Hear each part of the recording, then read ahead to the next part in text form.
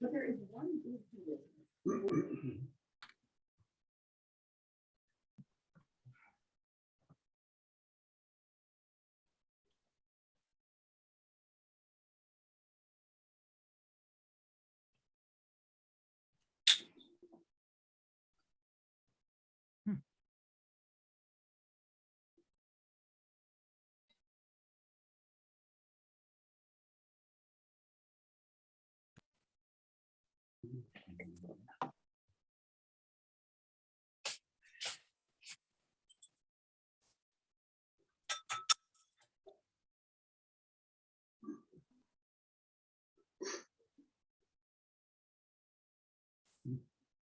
Okay, thank you.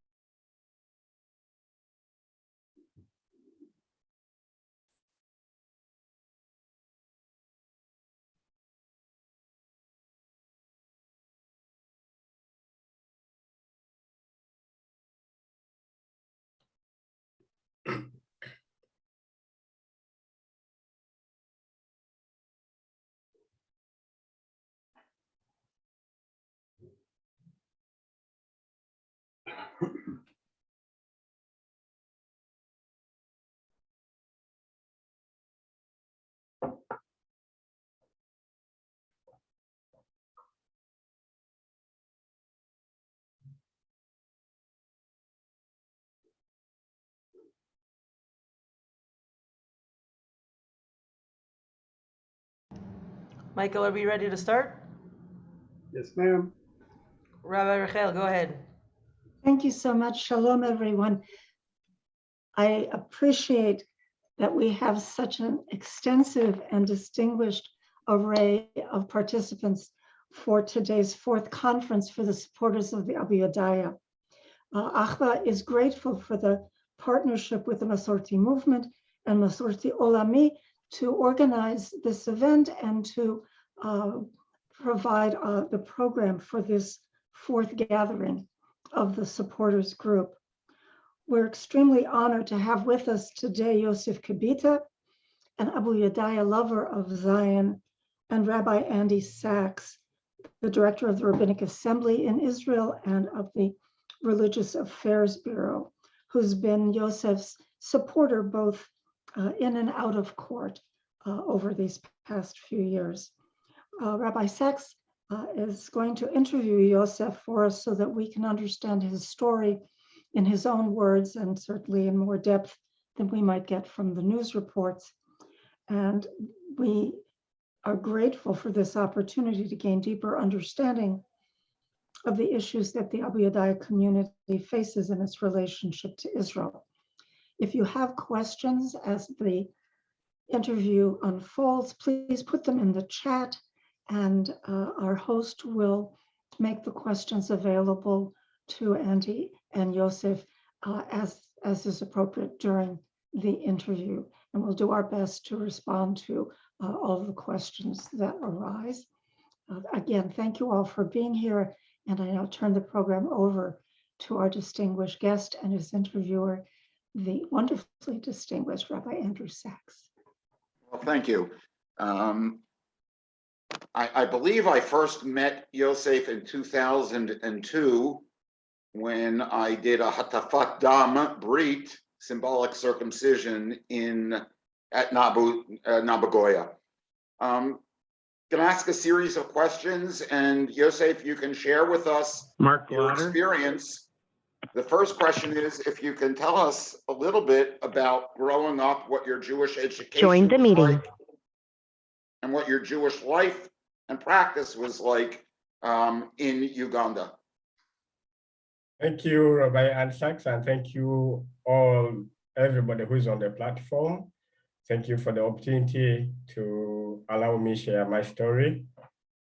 I grew up in Uganda, as everyone on the platform knows, from the community called Abayudaya. It's a Ugandan word, it means the sons of Judah. A community that was started by a gentleman called Semeka Hugulu in 1919. And till today, we are still following his Rabbi Steve footsteps. Join the meeting. I grew up practicing Judaism in a participative family. We could keep kosher.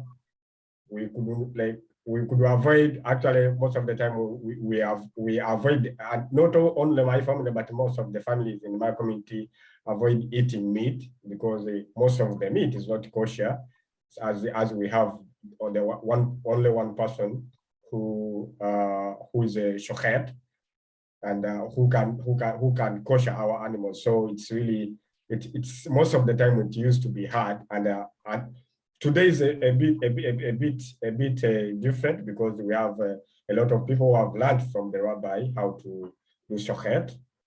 Though they have not gone through the proper study, but they have learned from him how to do kosher animals.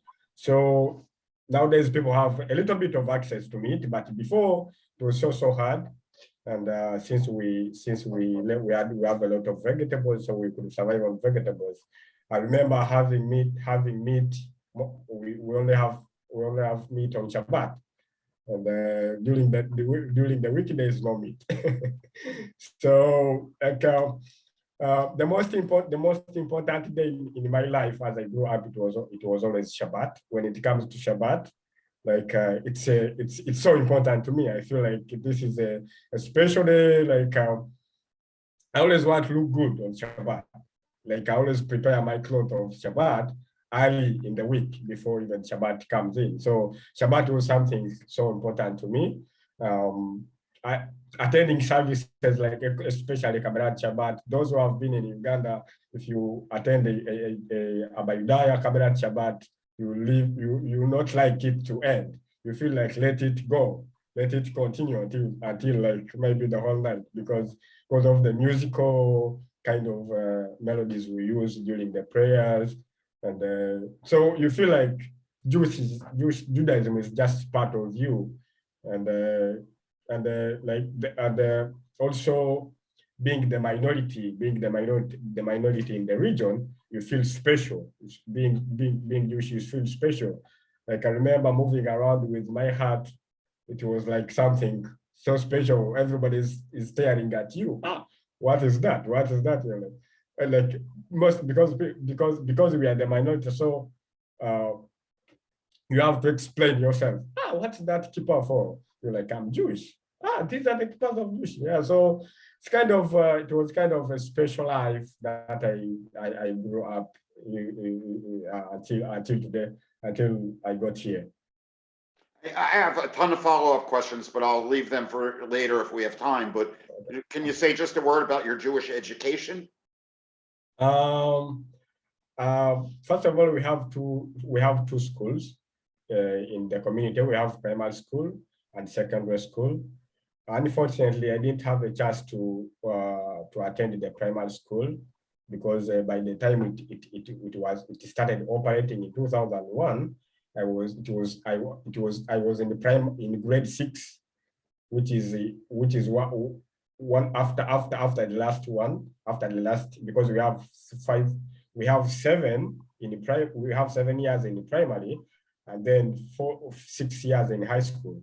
So by the time the school, the Hadassah primary school was open in 2001, I was already in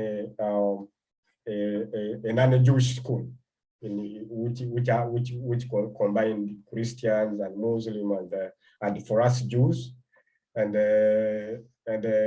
so I didn't have a chance of attending primary school. And then when I came to secondary, I attended my secondary school in Semeka Kungulu High School, which is a Jewish school, and we had the Jewish studies, we had Hebrew lessons, and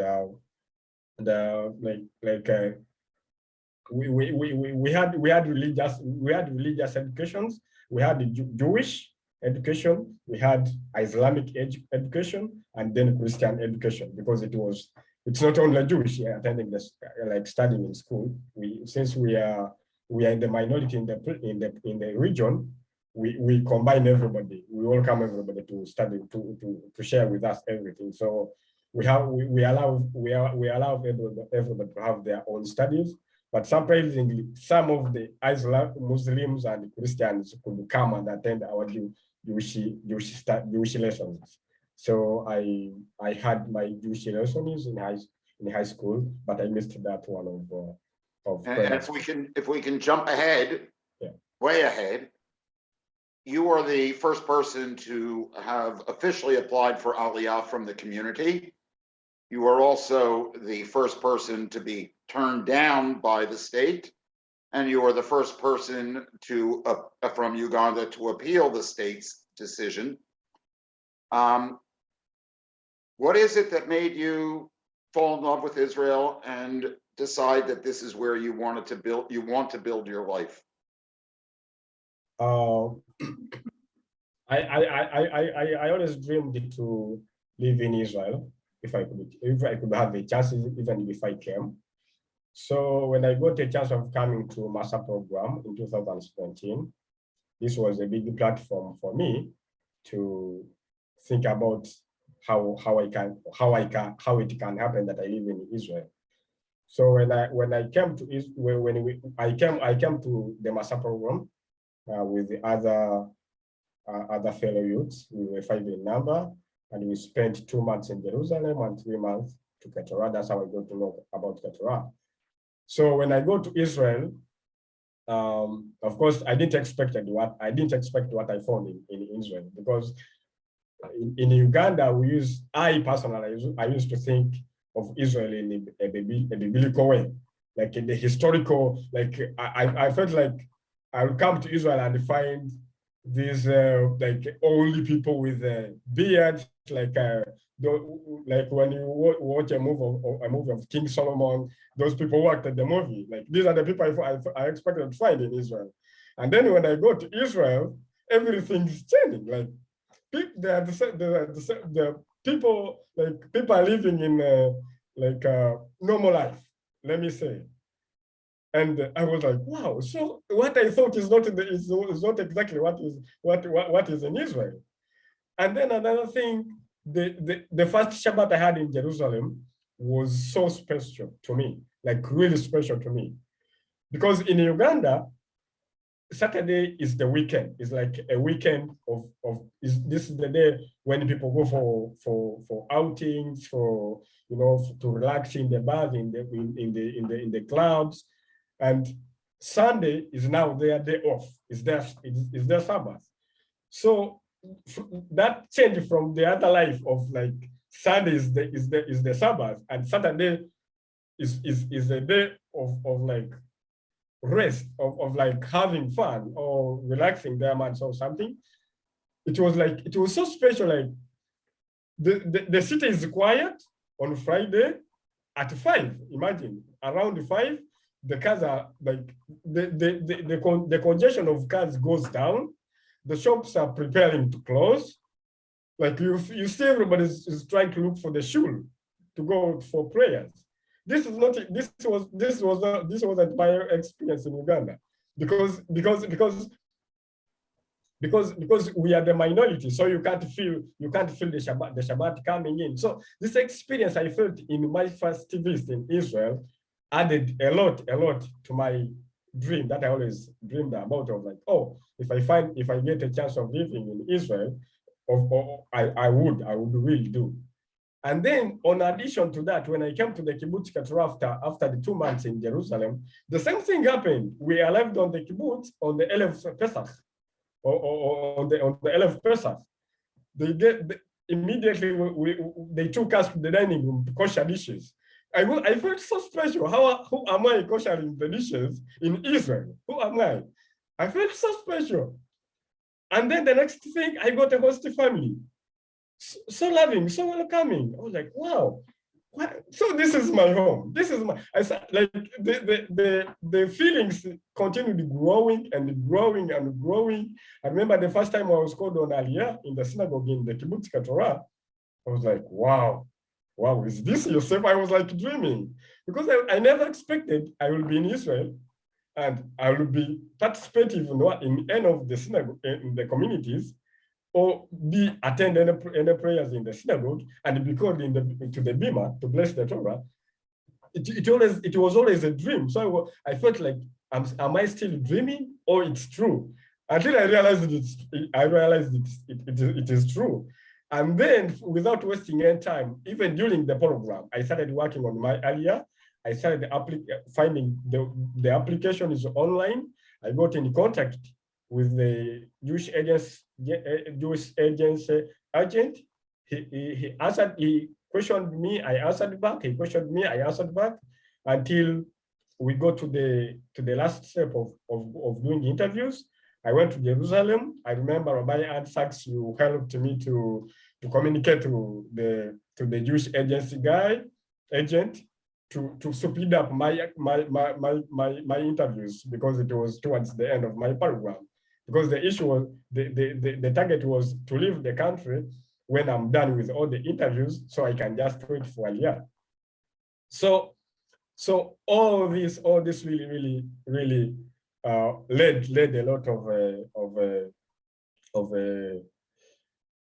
lot of bricks to my dream of staying in Israel. The love I found in Israel. And the former head of population registry for the Interior Ministry, when Yehuda Kimani was stopped at the airport and sent back, said, look at these people, they're not Jews. You don't want half of Africa on our doorstep. What is how would you estimate in terms of people in the Abayudaya community? Do people want to make Aliyah? Do they want to participate in educational programs?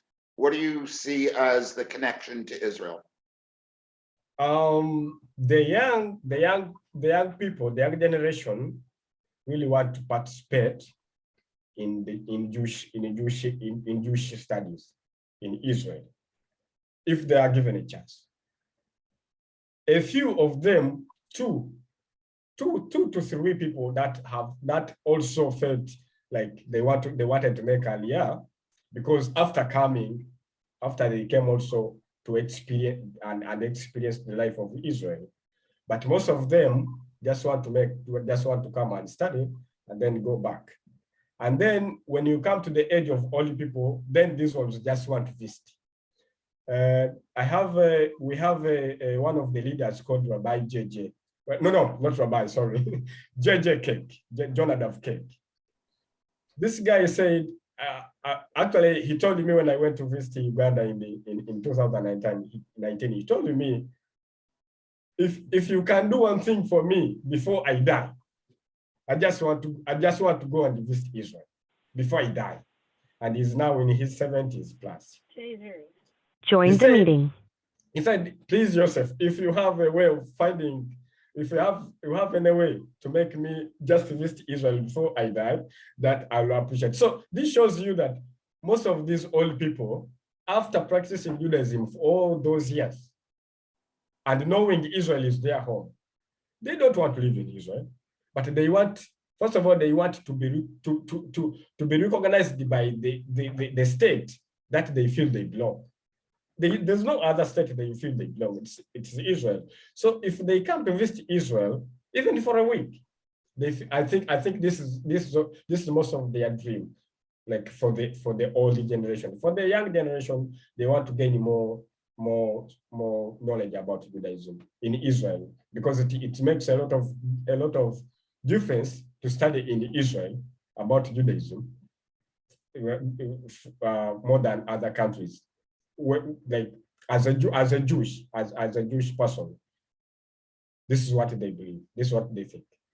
And after you arrived in Israel, I think it's fair to say that you were greeted with a great deal of warmth by the people who are still close to you.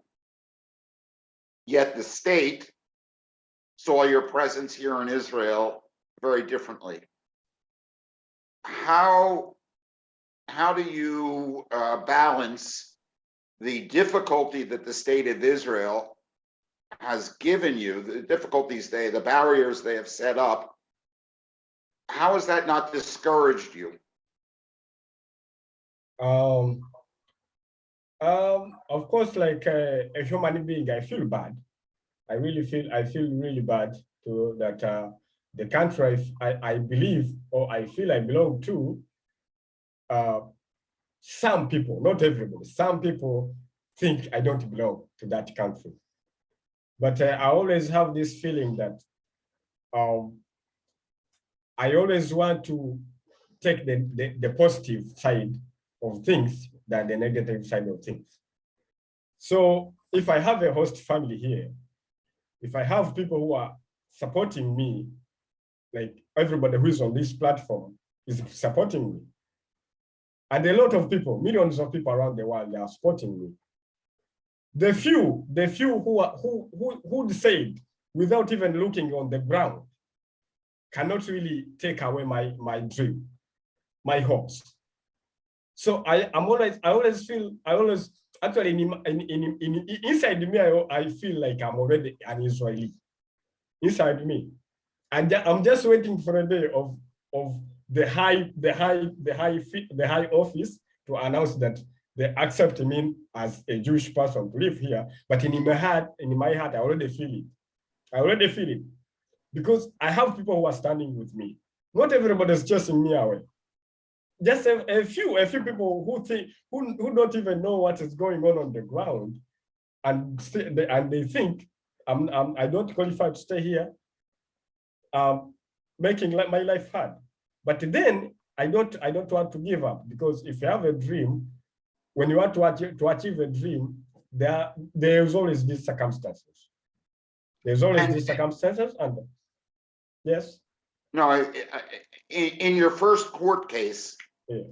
the government made its case why you should not be permitted to make Aliyah. What is it? How did you understand the argument that they were trying to make? What was the argument that they presented? The main issue was about the conversion, if I'm not mistaken, that my community was recognized after my conversion. That's 2009, and I converted in 2008. So I converted like in 2012, 2002, and again 2008. Still, my conversion could not be recognized, because my community was recognized after my conversion in 2008. Just to jump in here, what that means is the Interior Ministry requires that the community in which a person converts must be affiliated with one of the major denominations. And in 2008, Rabbi Gershom was ordained and returned to the community. In 2009, they officially joined Masorti Olami. So when Yosef says the community was organized in 2009, that is the reference he is making. Judge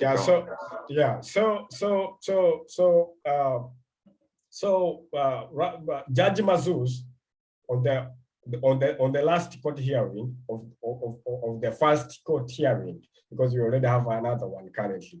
On the first one, he suggested that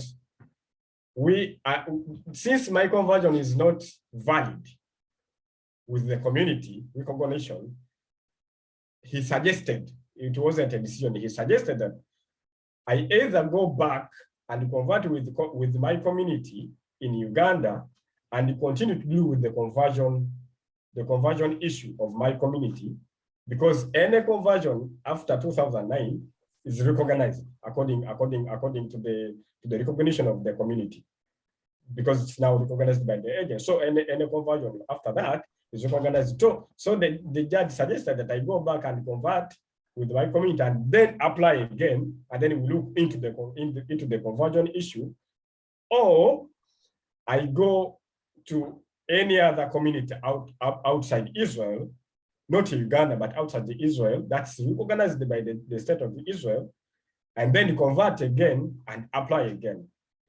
So in the meantime, as we were planning to do the movements to go and I convert from another community abroad, then the case of the non-Orthodox conversion is being recognized under the law of return within Israel was passed.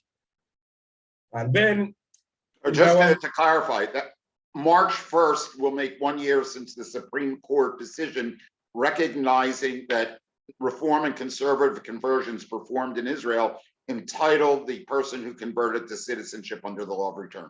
Yeah, continue.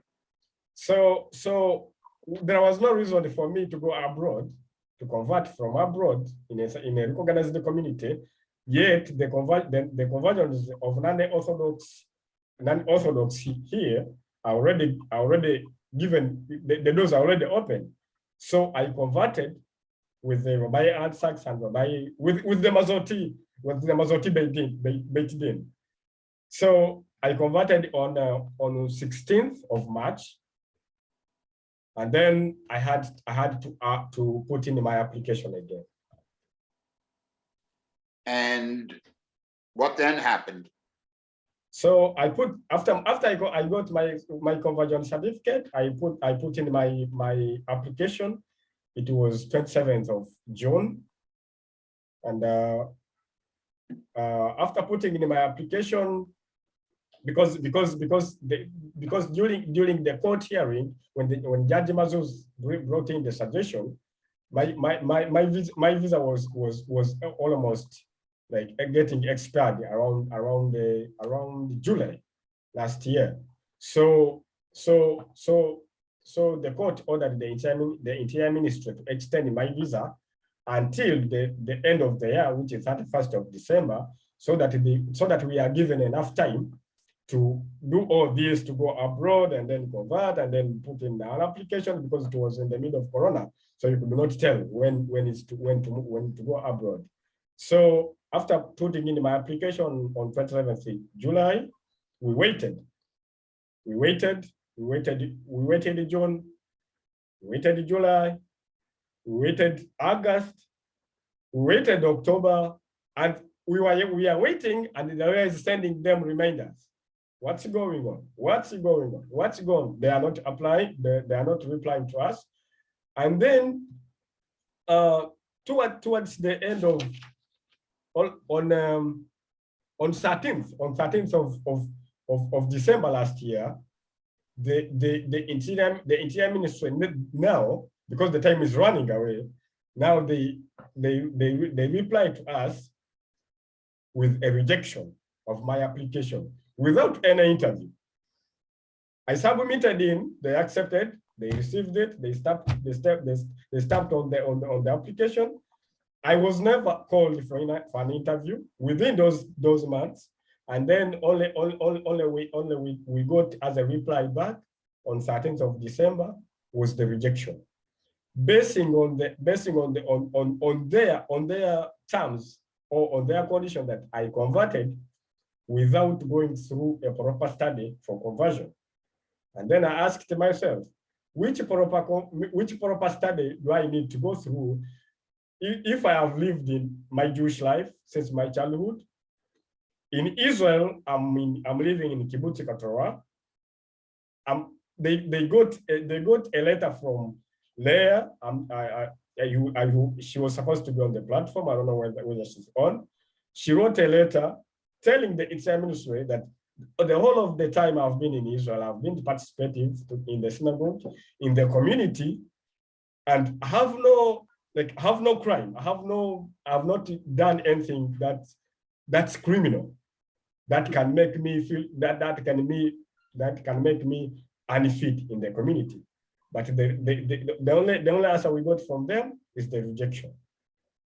This is part of, by the way, I think the absurd reasons that are given for so many of our converts, in particular converts of color from Asia and from South America, as well as Africa.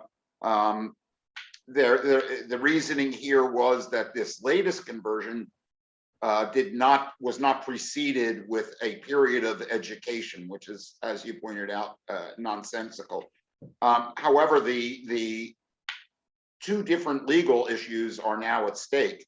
One, you are right, having undergone the conversion here in Israel, and the community, the Abayudaya community, will have a test case as well, because Rivka has applied for Aliyah, and Rivka and Rabin, they just had a baby last Sunday, I believe, or last Shabbat. And so her request went through the Jewish agency, which didn't want to deal with it, but was forced to, who then handed it over to the Interior Ministry, which is slow walking the application. We haven't heard.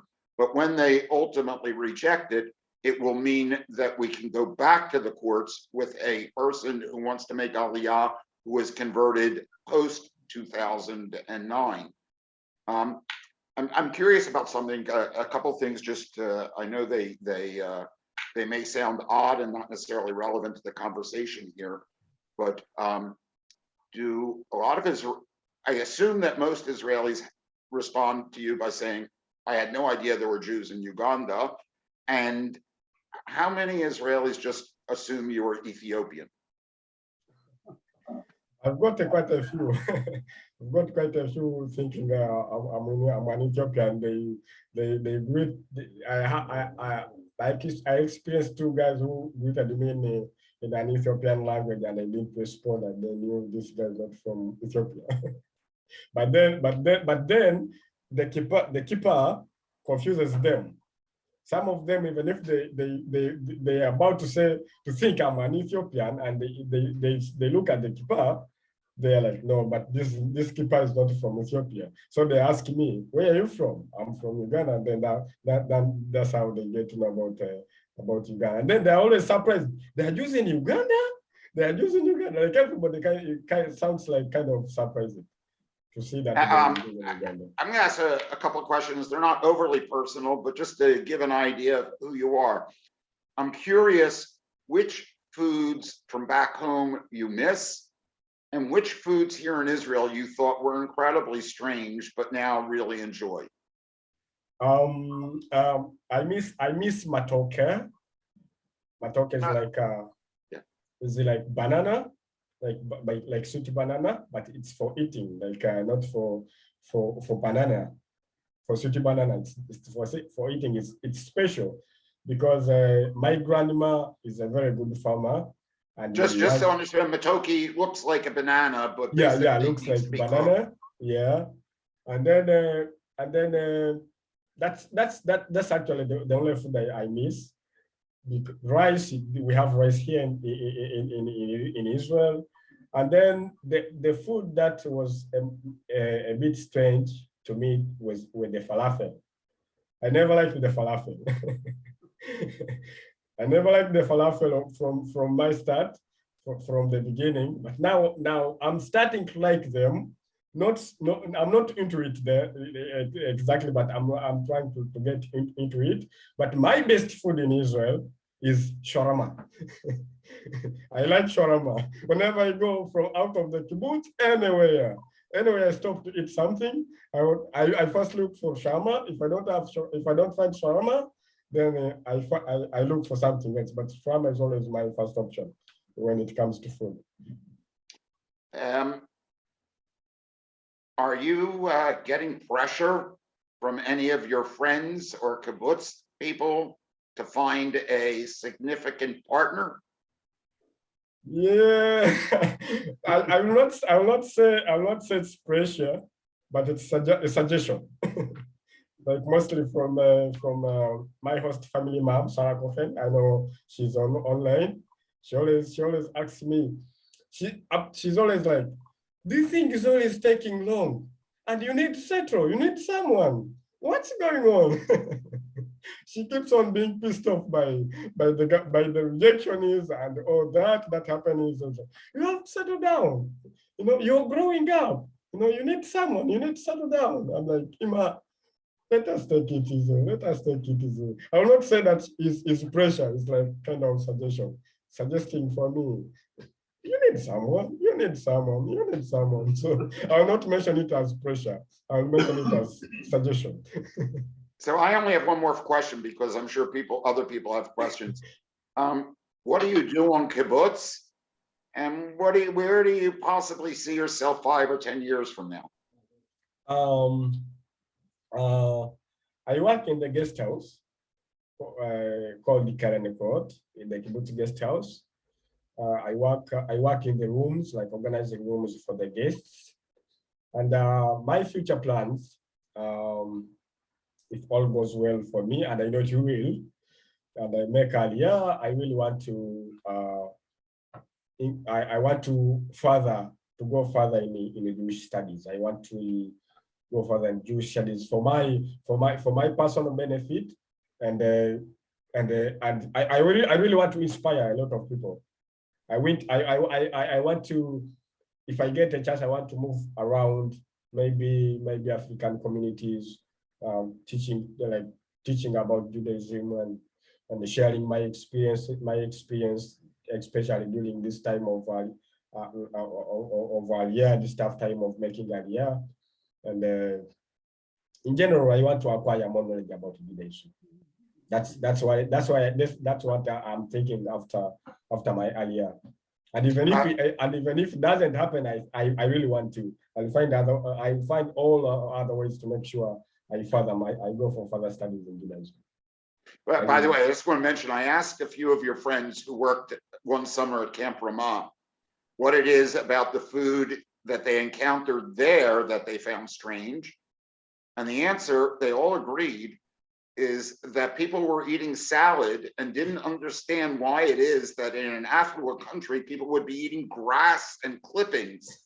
So salad was one of the odd foods for them to look at. Tehila, Yesh, are there questions? Yes, we have a question from Dr. David Braxton. How do your parents feel about your being here? When is the last time you saw them? I last saw my parents in 2019 when I went to visit, and apart from that, I always talk to them on WhatsApp and video call, and what they feel like, they feel proud of me. They always wish me the best, like as any other parent who wants to see his or her child or like fulfilling his dream, because this was a dream that I wanted to live. So they're always trying to make me strong. They're like, just be patient, things will be fine. Just be patient, things will be fine. They never discourage me that come back home. They're like, no, just take it slow, maybe things will work out. Just keep going. They keep on encouraging me to keep going. They are proud of me, first of all, and they have hope in me that things will work out. Because I always tell them the platform, all the people who are supporting me, and they're like, wow, we're happy for you, please go on, keep moving. You know, before Kayla gives the next question, I just want to give a personal impression. You are an excellent ambassador for the cause. I know that you spent a Shabbat in French Hill last week, and I've only heard positive things. And it's just hard to imagine that anybody would hear you speaking right now and feel that the state of Israel is doing the right thing. I just want to take, if I can, take off my hat, as it were, to you. I just really admire your poise and your determination. Thank you so much, Rabbi Andy Sacks. But then I also thank you all who are supporting me, because without your support, I would not have energy to stand. I wouldn't have that. I wouldn't have had that energy to stand. But your support, whenever I remember this recent rejection. My host family mom, Sarah Cohen here. Like I was so shocked because I thought this was the last step the TI ministry wanted. So after that rejection, like I had a lot of invitations to different synagogues. So I had already had an invitation before the rejection came in. I had an invitation of a Keklat called Kohilat Sinai in Tel Aviv. So the rejection came in, and I was going for Shabbat, like the following Shabbat. And then I was like, Ima, you know what? I think I will not even have energy to speak. I feel like I've lost energy. My Ima told me, no, this is the time you really need to show you don't go down. You should stand up. You should stand up. And from her speech, from her voice, I was like, Ima, you're not talking. I'm not gonna back off. I'm going for advice. And they really had a good time with me. I had a good time with them. And it was so amazing visit. So if I say with your support, I would not stand. I'm right. So I'm really, I would also try to take off my kippah. I really appreciate your support, because with your support, I wouldn't be standing up now. Thank you. Tehila? Yes, first of all, I will take off my virtual hat as well to both of you, Rabbi Andy and Yosef, because you guys are incredible. And Rabbi Andy, you have kept us all, going in this department. I wanted to add to Dr. Braxton's question. Are you able to speak to your parents often? I know that there are plenty of people in Uganda that don't have smartphones or computers or email. So are you able to be in communication often? Actually, the first solution I worked on is to get a smartphone for my mom and my sister. So at least in the family, I have two people who have the smartphones. I'm not so much connected to my father. I just called to say hi, but I always have deep conversation with my mother, and we communicate sometimes on audio, sometimes on video calls. So they have smartphones, so that's how we communicate. Okay, great. We have a question from Alvin. Is there any anti-Semitism in Uganda? I can say there is not, because being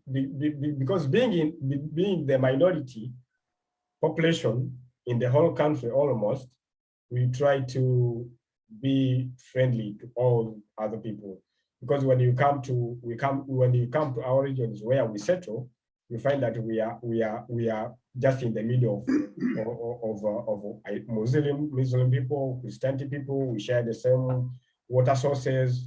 We share the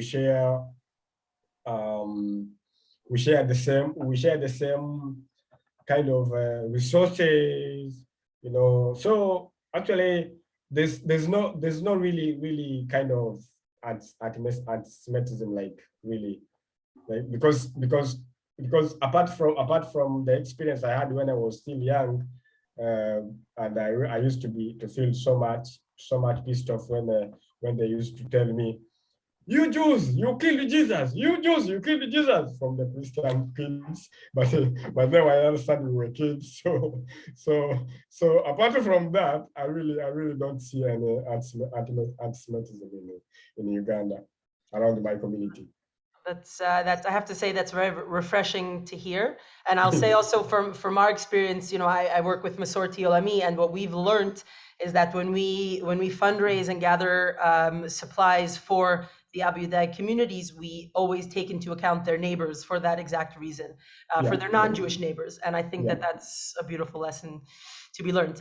We have another question. It may be more for Rabbi Andy, but I'll open it to both of you. What is the best way to influence the interior ministry? Wow. I would say that if people are looking to do something immediately, next week, there are all sorts of major Jewish organizations that will be represented at meetings here in Israel, including the head of the Reform Movement, Rabbi Rick Jacobs, including the head of the the Rabbinical Assembly in the United Synagogue, Rabbi Jacob Blumenthal. And I think it's important, they already know, but I think it's important for all of us to let them know this is high on the agenda. This needs to be raised with government officials. It needs to be raised with the Jewish agency officials, and that the behavior and the approach of the Interior Minister has to be reconsidered. And the time to do that, is right now, because again, there are going to be top level meetings here in Israel next week. So putting aside all the things that can be done in the future, I think that that's something that immediately can be done to make sure that emails go to Rabbi Rick Jacobs and to Rabbi Jacob Blumenthal. Great. We have a question. We have a question from Mimi, who missed the connection between Rivka and Yosef. I think the connection there is just friends. And how old is Yosef, and do you have a profession? I just made 34 years in last year, December 25th. And I'm a graduate. I hold a bachelor's in graphic designing. And before I came to Israel, I was operating a shop, a graphic designing shop. So that's my profession, though I'm now working in a hotel, which is still also fun because it's a new experience. Like I mentioned before, in the next 3-5 years, maybe I'll be a Jewish educator. I don't know, because I want to go for further studies in the village. And the name Rivka was raised.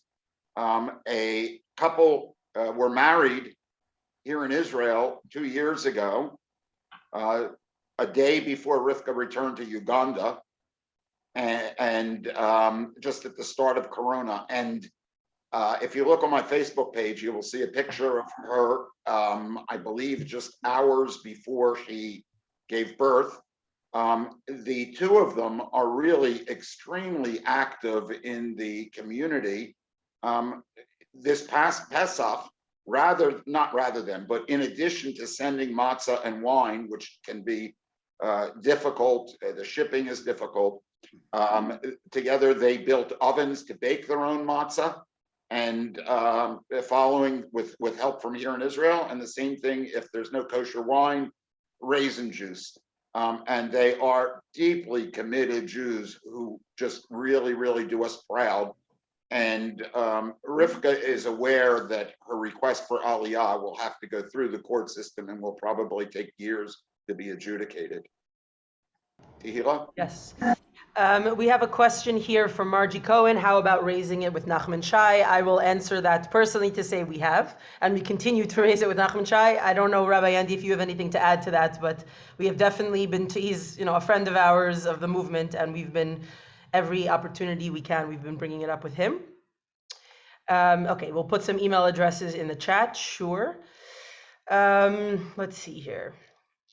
Okay, so we have a question here from Beth Shalom Beit Tzedek, I think.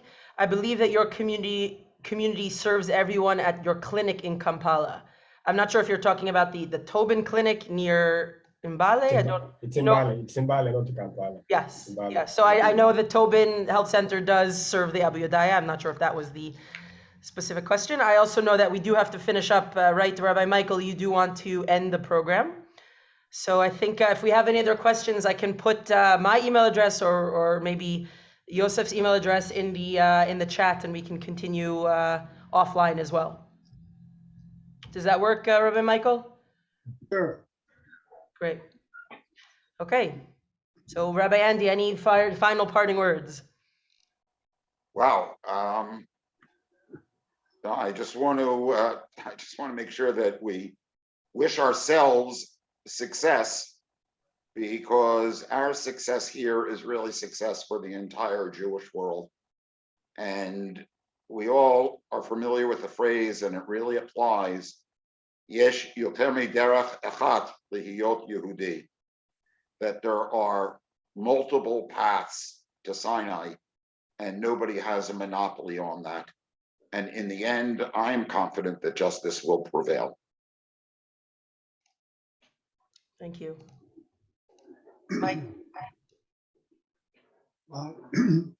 There have been a number of suggestions that showed up on the chat, and it's very clear that people would like to take some kind of action in order to support Yosef, and in the long run, Rivka Kibita, who also has made an application for Aliyah, and eventually, for sure, is going to become a test case. We have talked with our partners at the Masorti movement about some of the actions we might take. This is still a discussion, but we're hopeful to be back to all of you.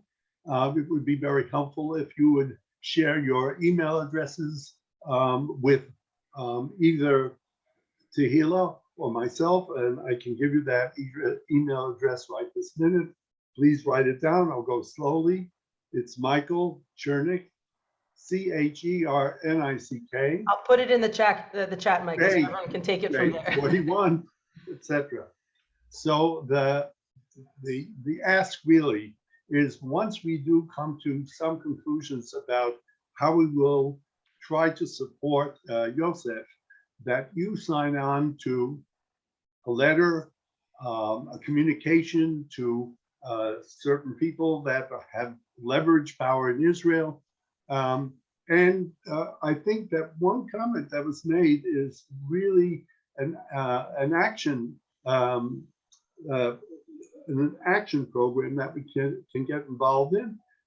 It will take a bit of a discussion as to whether people will take it in the right way, but this recorded event really ought to go to the judges that are going to take a look at the case. That may be viewed as too much pressure on the court, but that doesn't mean that this recording can't be shown to other people who have significant influence in Israel to see that the right thing is done on behalf of Yosef. So we have quite a few different possibilities of support for Yosef. We will be in discussion about that. And within the next few days, you should be hearing from us. Again, please get your email addresses to us so that we can get in touch with you and involve you in the support program for Yosef. I hope you've enjoyed this program. Some of it was enjoyable in the sense that Yosef has a wonderful sense of humor. I have to say that it was enjoyable in those moments, but it was very touching and I would say in some moments heartrending to hear what this man has had to go through to do what almost any Jew who really loves Israel wants to do, namely live there, spend their lives there, and contribute to the community there. And that's exactly what Yosef wants to do. It's an amazing, amazing thing that anybody would want to say to this young man, don't do this, don't come here. So we're hoping that minds will change, that Yosef will be able to stay in Israel, live his life there, make a home there, maybe have a family there. Maybe your mom, your kibbutz mom will get her way. But at any rate, we are so glad that all of you attended, and we hope to get your support and help to make sure that Yosef does get his Aliyah approved and stay in the state of Israel that he loves so much. Can I say final remarks also? Yes, Yeah. you have the last word. Okay. First of all, I would like to thank all of you again who have managed to put in your time, 1 hour. Someone would have done something, maybe if it's work, someone would have made a lot of money, maybe, but you have decided to come and listen to Yosef. I feel so special about this. And I thank Rabbi Andy Sacks for being a good interviewer. You asked really good questions that I really enjoyed answering back. Rabbi Michael and Tehila, thank you for handling this platform. And I also want to remind everybody here on the platform that my latest court hearing is on 21st of March at 10:30 in the district court in Jerusalem. Those who are around Jerusalem and you have time, please, you're invited to stand with me like you've always done. And we see what will come out from there. But like I said before, inside me, I'm already an Israeli. Whoever is delaying to announce me as a citizen, I don't know what's happening, but I'm already an Israeli. This is what I feel inside me. But let us wait for the right time to come, and maybe they will announce me as an Israeli. And because as I've mentioned before, I always had this dream, and I really want my dream to come true. And it cannot come true without your support. So please keep going with me, because without you, I don't have energy to stand. Thank you so much. I will appreciate.